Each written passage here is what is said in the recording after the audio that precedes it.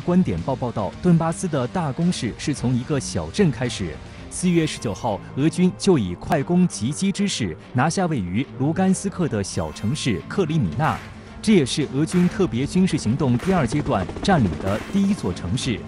外界估计，在顿巴斯地区可能有多达10万名乌克兰士兵。近年来，乌军在美西方的指导下，在顿巴斯地区构建了一个宽正面、大纵深、多梯次、多维度的扇形展开状弧形防御体系。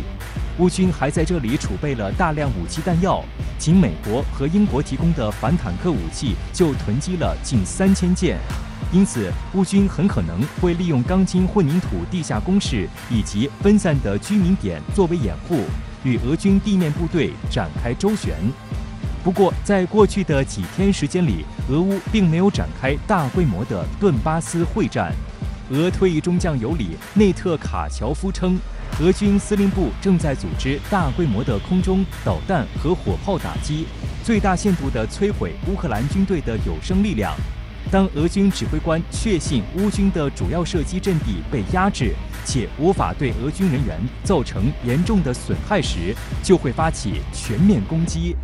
4月19号，俄军炮兵和导弹部队对1260个乌军目标实施了大规模攻击，是自2月24号俄乌冲突爆发以来的最高纪录。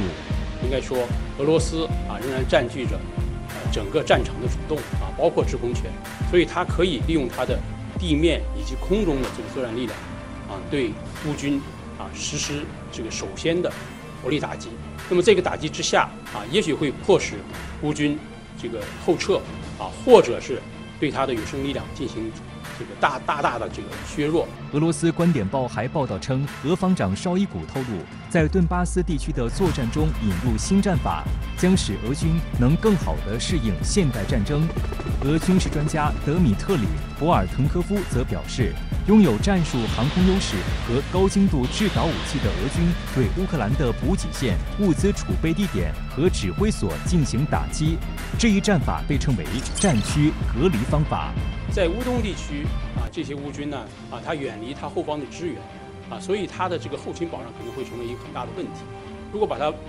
封锁、包围、压缩在比较有限的这样的一个区域内，那么它的这个抵抗它的整个作战行动都很难这个长久持续下去。根据俄国防部发布的战况，俄军在4月23号分别在哈尔科夫、尼古拉耶夫、敖德萨等地打击多处乌军设施，其中俄空天军使用高精度远程空击导弹摧毁了敖德萨地区一个军用机场的武器集运站，那里存放着美国和欧洲向乌克兰提供的大批武器。此外，俄军日前还接连对位于乌克兰西部的利沃夫后勤中心发动导弹袭击，以切断或者削弱西方对乌克兰的军事援助。不过，俄军想要全面控制顿巴斯地区和乌克兰南部，难度也非常大。